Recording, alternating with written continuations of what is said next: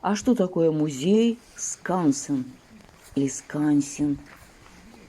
Это, оказывается, если сказать простым языком, музей под открытым небом, где мы с вами гуляем. А сейчас предлагаю посмотреть народное училище. Даже китайцы не проезжают, не так. И они просто проходят такие.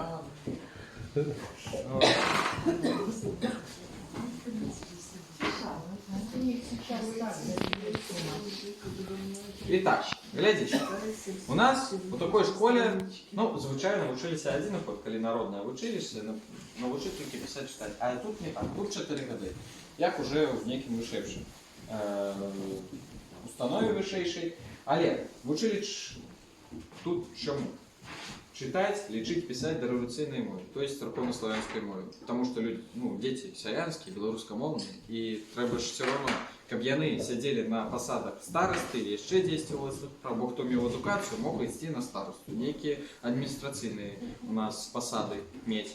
Вот, треба все равно было уметь писать, лечить, читать и разуметь дореволюционную церковно-славянскую мову. У нас розного узровня партии, потому что розного возрасту дети. Конечно, батьки уже 13, кто от 13-15 года день не хотели давать. Бо это хлопцы, які працюють, да.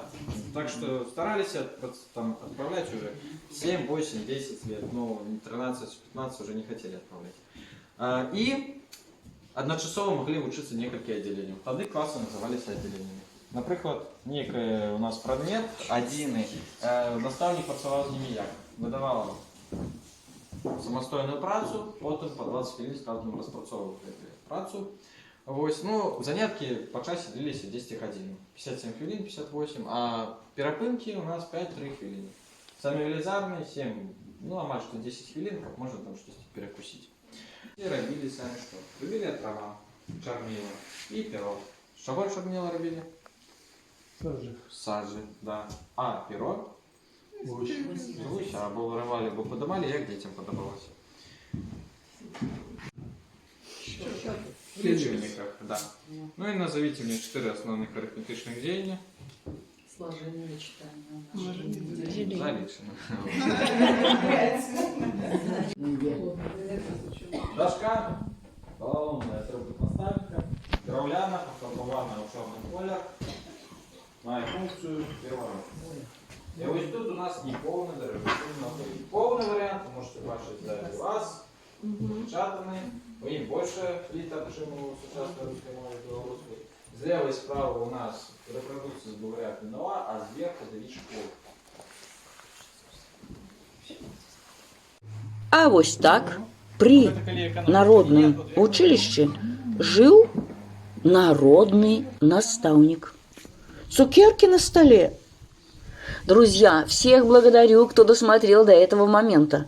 А дальше будет, поверьте, много интересного. Это мы в поисках корчмы. Мне кажется, надо было начинать именно экскурсию с этого объекта. Открытию такого замечательного места в родной Белоруссии предшествовала огромная работа, организация научных экспедиций в регионы, поиск изучения этнографических артефактов, исследование архитектурных объектов и их транспортировка